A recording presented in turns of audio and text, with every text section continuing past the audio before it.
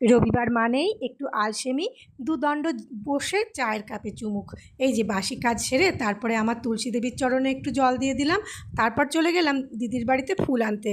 এই যে দিদির বিড়াল ছানা তার মায়ের সাথে কি সুন্দর দৌড়ে দৌড়ে এসে খেলা করছে দেখো।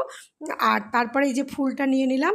ফুলগুলো কিন্তু জামাইবাবুই তুলে রাখে, এর আগের ভিডিওও তোমাদেরকে বলিয়েছি। আর এই যে প্লাস্টিকের প্যাকেটটা, এটা আমার জায়ের জন্য। আর এই ঝুড়ির মধ্যে ফুলটা, এটা আমার জন্য। একটু নিজেকে দেখাবো না তাই হয়।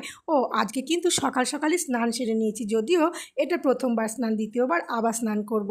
তারপরে চলে গেলাম আমার অপরাজিতা থেকে একটু ফুল তুলবো ভোলে বাবার জন্য, সেই ফুলও তুলে নিলাম। অপরাজিতা ফুলটা কিন্তু এবার বহুদিন ধরে দারুণ হচ্ছে, জানি না কতদিন থাকবে। তারপরে আমার সব ইষ্ট দেবদেবীর চরণে ফুলগুলোকে নিবেদন করে দিলাম। এই দেখো আমার গোপুসোনা। তারপরে যে মা কালী সমস্ত দেবদেবতার চরণেই দিয়ে দিলাম, মানে পুজোটাও সেরে নিলাম।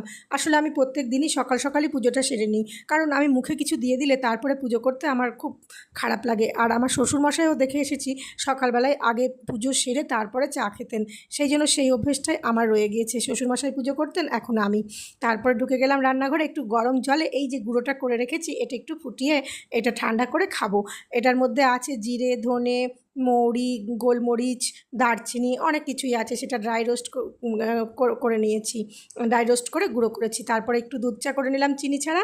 আর এই যে অনেক রকম মাছই কিন্তু আমি আজ নিয়েছি প্রদীপ ভাইয়ের কাছ থেকে, কিন্তু যখন মাছটা নিয়েছিলাম এত ঘুমে ঢলছিলাম যে তখন আর ভিডিও করতে পারিনি। আর এই যে কর্তামশাইকে বসিয়ে দিয়েছি চিংড়ি মাছ বাছতে। কী করব, আমার মাসিমণি আসছে না, সহকারী মাসিমণি অসুস্থ। সেই যে ডাঁটাগুলো এনেছিলাম সেগুলোও কেটে নিলাম, সঙ্গে সবজিগুলো সমস্ত কিছু কেটে একেবারে গুছিয়ে নিয়ে রান্নাটা বসাবো। তারপরে এই দেখো ভাতটা বসিয়ে দিলাম, আর এদিকে তরকারি করব বলে সর্ষের তেলটাও গরম হতে দিলাম। তরকারিটা বসিয়ে দিয়ে তারপরে সেই যে জলটা ফুটিয়ে রেখেছিলাম ওটা একটু লেবু মধু দিয়ে যখন ঈষদুষ্ণ হয়ে গেল তখনই নিয়ে বসলাম। তারপরে কাল ছেলের ছুটি ছিল, ব্রেকফাস্টের জন্য একটুখানি পমফ্রেটের ফ্রাই বা তন্দুরি যাই বলো তাই করে দিলাম। আর তার সঙ্গে সেই যে দুধ চা, এটা কিন্তু বেলা 11টার সময় আমার ব্রেকফাস্ট। তারপরে যেহেতু সহকারী মাসিমণি আসছে না, সব কাজই তো করতে হবে। তোমরা তো নিশ্চয়ই জানো যে আমার নি রিপ্লেসমেন্ট হয়ে গিয়েছে, ওই জন্য বসে কোনো কাজই করতে পারি না। কিন্তু তাই বলে কি সংসারের কাজ করব না?